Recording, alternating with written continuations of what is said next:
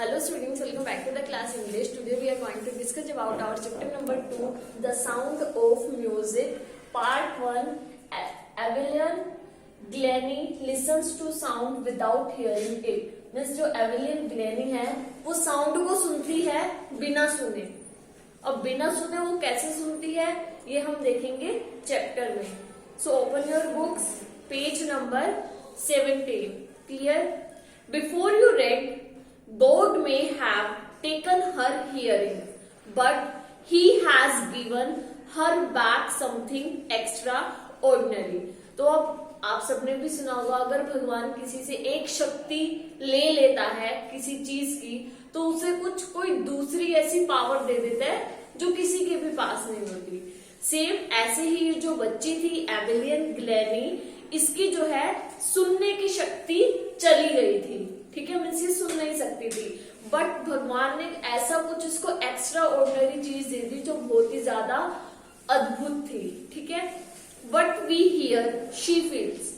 हम जो भी सुनते थे ना, अब वो तो नहीं सुनती थी, अब हम लोग सब सुन सकते हैं, वो नहीं सुन सकती थी, तो वो क्या करती थी, वो फील करती थी far more deeply than any of us. और वो इतना अच्छा फील करती थी कि हम सुनने वाले लोग भी इतना फील नहीं कर पाएंगे उस चीज को, जिस चीज को वो बिना सुने ही फील कर लेती थी.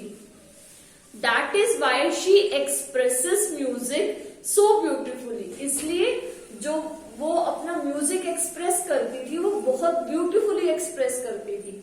Read the following account of a person who fought against a physical disability. अब हम जो है उसी पर्सन के बारे में पढ़ेंगे जिसने डिसएबिलिटी, उसके अंदर एक तरह की डिसएबिलिटी थी कि वो सुन नहीं सकती थी, उसकी तो डिसएबिलिटी होगी ना, वो इसके अगेंस्ट कैसे लड़ी and made her life a success story.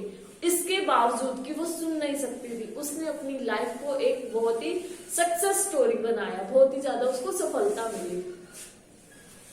Rush are crowds jostle for position on the underground train platform. आप सबने देखा होगा कि जब ट्रेन आने लगती है, ट्रेन की आवाज सुनने लगते हैं, ट्रेन आने लगती है, तो जितने भी लोग होते हैं जिन्होंने ट्रेन पर चढ़ना होता है, सब प्लेटफॉर्म के ऊपर एकदम से इकट्ठे हो जाते हैं, खड़े हो जाते हैं और भीड़ सी लग जाती है. सेम ऐसे ही हुआ था कि जो है ट्रेन आ रही थी तो प्लेटफॉर्म के ऊपर बहुत ही ज्यादा क्राउड इकट्ठा हो गया, भीड़ इकट्ठी हो गई. A slight girl looking younger than her 17 years. वो एक छोटी सी बच्ची थी तो 17 साल की, बट वो उससे भी कम उम्र की लगती थी.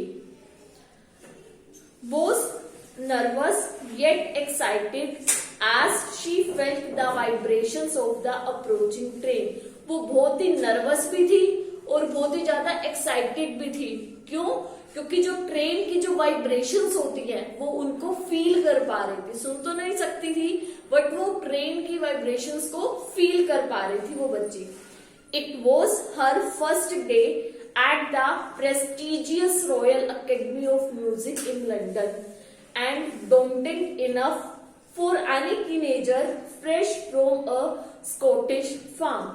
अब ये जो है, आज जब ट्रेन आ रही थी, प्लेटफॉर्म की जो ये बात बता रहे, वो कह रहे ये उस बच्ची का आज का पहला दिन था कि वो जो है एक बहुत ही प्रेस्टिजियस एकेडमी है, बहुत ही महत्वपूर्ण एकेडमी है. किसकी? लंदन की. कौन सी एकेडमी है? Royal Academy of music, London की बहुत ही प्रेस्टिजियस एकेडमी है. वहां पर उसका पहला दिन था उस एकेडमी में. और वो जो है ऑब्वियसली किसी भी छोटी सी बच्ची का जो एक 17 साल की है, किसी इतनी बड़ी सी प्रेस्टिजियस एकेडमी में पहला दिन हो, वो घबराई हुई तो होगी. वो थोड़ी सी घबराई हुई भी थी और नर्वस भी थी. क्यों? क्योंकि वो जो है एक स्कॉटिश फार्म से आई हुई थी. But this aspiring musician faced a bigger challenge than most. She was profoundly deaf. But ये जो एक वो लड़की क्या थी, वो म्यूजिशियन थी, क्योंकि वो वहां पर जो है उसका पहला दिन था जो एकेडमी में. वो जो है एक बहुत ही होता है ना, उसके फेस पर एक बहुत ही बड़ा चैलेंज भी था. क्यों? उसके लिए तो चैलेंज ही हो गया ना. जैसे आप टीवीज में भी देखते हो, इंडियन आइडल वगैरह के जो ऑडिशंस आते हैं उसमें कई बच्चे आते हैं, वो घबराए हुए भी होते हैं, बट कहीं ना कहीं उनके फेस पर एक वो एनर्जी भी होती है जिससे वो चैलेंज फेस करने के लिए आते हैं। कभी भी उनका फेस देखा करो, बहुत ही चैलेंजिंग वे वाला उनका फेस होता है। ऐसे ही उस बच्ची का था, क्योंकि आज जो है उसके लिए एक बहुत बड़ा चैलेंज था, ठीक है, और वो जो है डीफ थी, मतलब कानों से नहीं सुन सकती थी। Evelyn Glennie's loss of hearing had been gradual. जो एविलियन ग्लेनी थी, ऐसा नहीं है कि वो बचपन से ही नहीं सुन सकती थी, उसने अपनी सुनने की शक्ति धीरे धीरे खोई थी। Her mother remembers noticing something was wrong when the 8-year-old Evelyn was waiting to play the piano। अब उसकी मदर को याद है जब उसकी मदर ने कुछ नोटिस किया था, जब वो जो है क्या कर रही थी, वे इंतजार कर रही थी पियानो को प्ले करने के लिए, ठीक है। और उन्होंने क्या नोटिस किया कि कुछ तो गलत है। अब वो क्या गलत है, दे कॉल्ड हर नेम। अब उसकी मदर ने अपनी बच्ची का नाम बुलाया, एंड शी डिडंट मूव, और वो बिल्कुल भी नहीं हिली। अब कोई हम किसी बच्चे का नाम बुलाएं, वो बिल्कुल भी ना सुने ना हिले, छोटी सी बच्ची थी, तो एक मदर को होगा ना भाई कुछ तो गलत है कि ये सुन नहीं रही है। I suddenly realized she had not heard says Isabel Glennie। तो अब जो उसकी मदर थी, मदर को अपने बच्चे की हर चीज का फील हो जाता है, पता लग जाता है। उसकी मदर थी इसेबल ग्लैनी, तो वो बोली कि मेरे को उसी टाइम रियलाइज हो गया कि मैंने इसका नाम बुलाया है, बट इसने जो है वो चीज नहीं सुनी, इसलिए ये अपनी जगह से बिल्कुल भी मूव नहीं हुई। For quite a while Evelyn manage to conceal her growing deafness from friends and teacher. अब जो एबिलियन थी, जैसे जैसे करके कुछ टाइम के लिए उसने मैनेज कर लिया कि अपने फ्रेंड्स जो होते हैं उनसे भी वो छुपाती रही कि मेरे को जो है सुनना बंद हो गया है, और अपने टीचर्स से भी वो छुपाती रही। अब ज्यादा टाइम तक तो वो नहीं छुपा सकती थी, कुछ ही टाइम के लिए जो एबिलियन थी वो अपने फ्रेंड्स से, अपने टीचर से अपनी डीफनेस को छुपाती रही।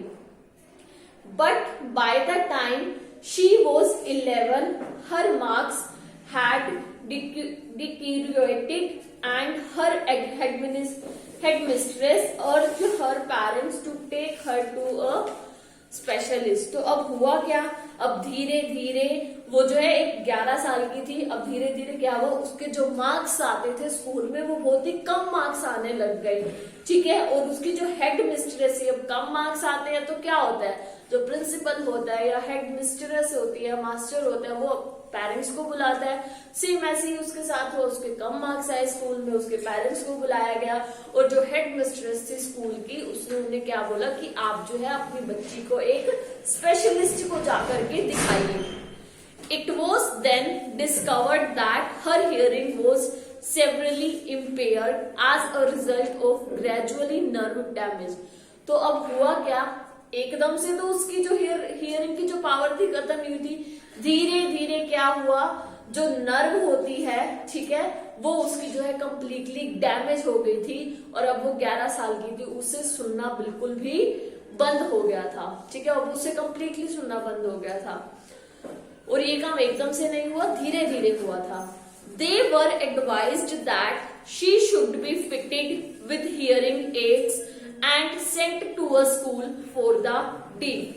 तो अब बच्ची को डॉक्टर के पास ले जाएगा। डॉक्टर ने क्या एडवाइस करना था कि जो कानों में सुनने वाली मशीन आती है इसको वो लगवाई जाए, और उसके बाद जो है इसे एक डीफ बहरे बच्चों का जो स्कूल होता है वो अलग भी होता है, ठीक है, या फिर उसे जो है एक हियरिंग एड्स लगा करके उसे जो है स्कूल में भेज दिया जाए। Everything suddenly looked black, says Evelyn। अब एविलियन के लिए क्या होगा, जो उसकी इतनी अच्छी भली जिंदगी थी उसको एकदम से सुनना बंद, धीरे धीरे एकदम ही सुनना बंद हो जाएगा सारा, ठीक है, धीरे धीरे हल्का हल्का सुनना बंद हुआ, बट आज एक टाइम ऐसा हुआ जब उसे पूरा सुनना बंद हो गया, तो उसकी आंखों के आगे एक तरीके से अंधेरा ही आ गया, सब कुछ ब्लैक ब्लैक सा ही उसको दिखने लग गया। But Evelyn was not going to give up. But Evelyn ने गिव अप नहीं करा। She was determined to lead a normal life। वो जो है बिल्कुल एक उसने दृढ़ निश्चय कर रखा था कि मैं ऐसी जिंदगी नहीं जीऊंगी जैसे और नॉर्मल लोग जिंदगी जीते हैं, चाहे मेरे में हियरिंग की डिसेबिलिटी आ गई है, बट मैं अपनी जिंदगी वैसे ही जीऊंगी जैसे और नॉर्मल लोग जीते हैं।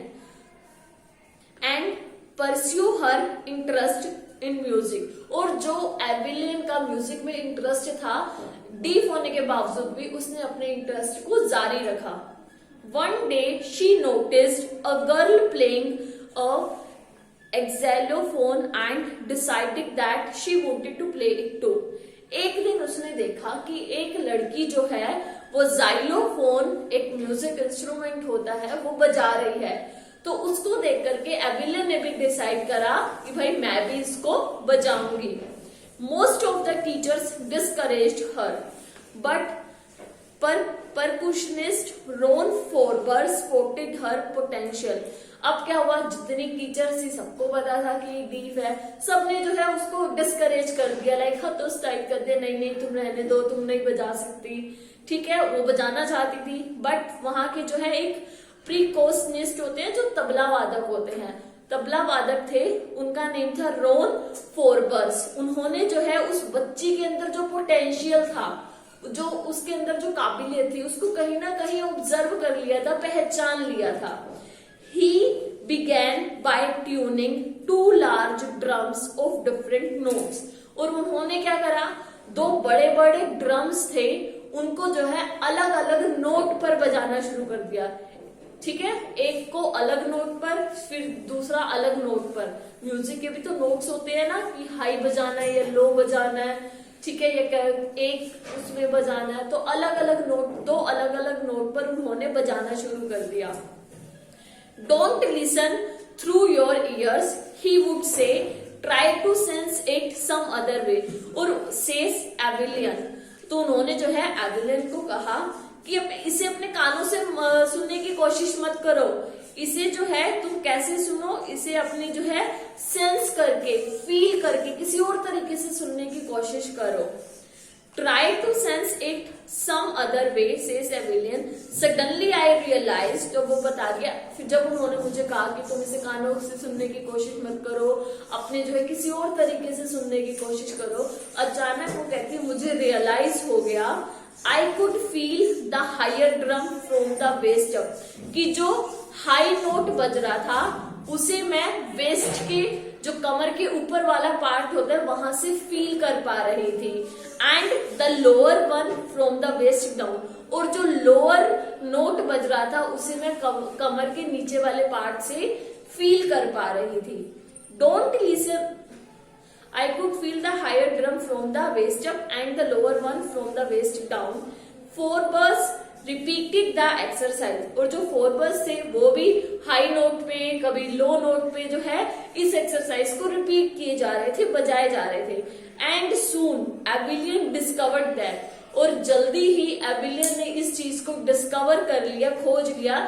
She could sense certain notes in different parts of her body, की वो जो है नोट्स को जो है अपनी सुन तो नहीं सकती, बट बॉडी के डिफरेंट पार्ट से वो फील कर सकती है, उनको सेंस कर सकती है।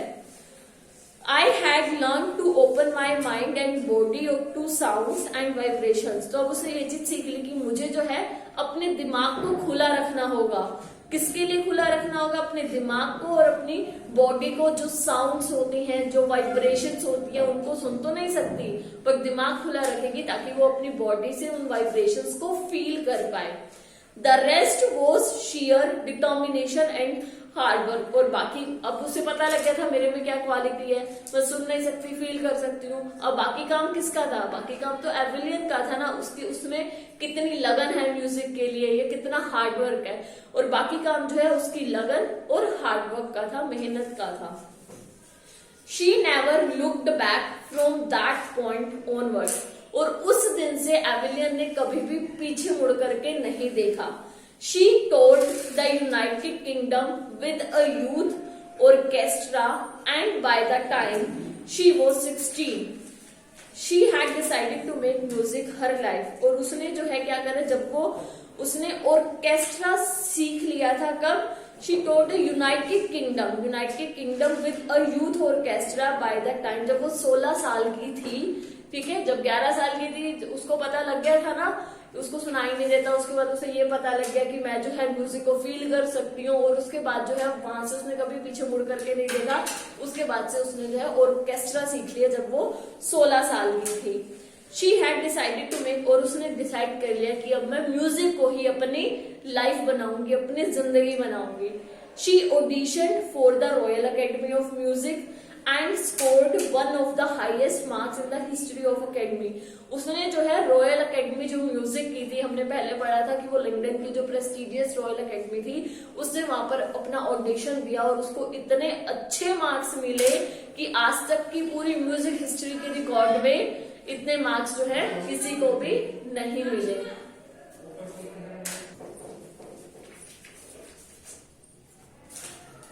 She auditioned for the Royal Academy of Music and scored one of the highest marks in the history of the academy. She gradually moved from orchestral work to solo performance. जैसे आप सबको पता है, अब उसने ऑर्केस्ट्रा बजाना सीख लिया था, ठीक है, ऑर्केस्ट्रा भी बजाती थी। उसके बाद उसने जो है सोलो परफॉर्मेंस, खुद की अकेले की परफॉर्मेंस देना स्टार्ट कर दिया था। At the end of her 3 years course, she had captured most of the top awards. अब जैसे उसका जो 3 years का कोर्स था, उसने अपने 3 साल के कोर्स में जो है वो जो बड़े बड़े टॉप अवार्ड्स होते हैं उन सबको जीत लिया था। And for all this Evelyn won't accept any hint of heroic achievement. और इन सब के लिए जो है एविलियन जो थी, उसने जो है एक उसका सारे टॉप अवार्ड्स जीत लिए थे। इसका मतलब ये नहीं था, उसने जो है एक हीरो वाली जो हीरोइक जो अचीवमेंट होती है उसको अचीव कर लिया था। If you work hard and know where you are going, you will get there. अगर तुम जो है बहुत ज्यादा मेहनत करते हो और तुम जानते हो कि तुम किस जगह जा रहे हो, किस रास्ते पर जा रहे हो, ठीक है, यू विल गेट देयर, तुम्हें वो चीज मिल जाती है। And she got right to the top, the world's most sought after multi-percussionist with a mastery of some 1,000 instruments and hectic international schedule। और उसने जो है उसके बाद भी जो है पूरी वो एक मल्टी जिसे कहते हैं ना, वो मल्टी टैलेंटेड बन गई थी। बहुत सारे म्यूजिक के जो अलग अलग तरीके के जो म्यूजिक होते हैं उसने सब सीख लिया था, उनके ऊपर एक तरीके से मास्टरी हासिल कर ली थी। और उसका शेड्यूल जो था, सारे इंस्ट्रूमेंट, बहुत कई हजारों इंस्ट्रूमेंट होते हैं, उसने उन सबको सीखा। और उसका जो शेड्यूल था वो इतना ज्यादा हेक्टिक हो गया था। क्यों? क्योंकि उसे जो है बिल्कुल इंटरनेशनल, मतलब अपने देश के बाहर भी जाना पड़ता था, ठीक है, इंटरनेशनल के लिए भी जाना पड़ता था परफॉर्मेंस देने के लिए। It is intriguing to watch Evelyn function so effortlessly without hearing. अब सब लोगों के लिए जो है बहुत ही इंटरेस्टिंग होता था। अब कोई टीवी में भी आए, कोई किसी को किसी तरह की डिसेबिलिटी हो, ठीक है, होता है ना, आप देखते हो कोई ब्लाइंड भी होता है फिर भी वो बहुत अच्छे से गाता है, या फिर कोई और उसमें टैलेंट होता है। अब जब वो बाहर जाती थी तो और लोगों के लिए ये चीज बहुत ज्यादा इंटरेस्टिंग होती थी कि एक ऐसी बच्ची को देखना जो सुन तो नहीं सकती लेकिन बहुत अच्छा म्यूजिक प्ले कर सकती है। उसने एक तरीके से मास्टरी हासिल कर ली थी म्यूजिक पर। In our 2 hour discussion, she never missed a word। और 2 घंटे के डिस्कशन में वो एक वर्ड भी मिस नहीं करती थी। Men with bushy beards give me trouble, she laughed। अब उसने जो है हंस करके बोला कि वो आदमी जिनकी थोड़ी थोड़ी सी बुशी जो बियर्ड दाढ़ी होती है, मुझे वो मुश्किल में डाल देते हैं, ट्रबल में डाल देते हैं। It is not just watching the lips, it's the whole face, especially the eyes। ये केवल उसके लिप्स को हम नहीं देखते थे कि वो बोल रही है, लिप्स से जो है बोल रही है या फिर म्यूजिक प्ले कर रही है, ये पूरे फेस से उसको जो है देखा जाता था, स्पेशली आईज से। She speaks flawlessly with a Scottish lip. वो जो है लिप का मतलब होता है जो बोलने का जो एक आपका तरीका होता है, वे ऑफ स्पीकिंग, वो जो है बिल्कुल फ्लोलेसली बोलती थी, पूरे फ्लो में बोलती थी। My speech is clear because I could hear till I was 11, she said। उसने बोला कि मेरी स्पीच इसलिए क्लियर है क्योंकि मैं 11 साल तक कुछ ना कुछ सुन सकती थी। क्योंकि 11 साल के बाद ही उसकी जो हियरिंग लॉस गई थी ना कंप्लीटली, उससे पहले तो कुछ धीरे धीरे उसकी हियरिंग कैपेबिलिटी जो थी वो गई थी, और वो इसीलिए उसकी स्पीच अच्छी थी क्योंकि वो 11 साल तक सुन सकती थी।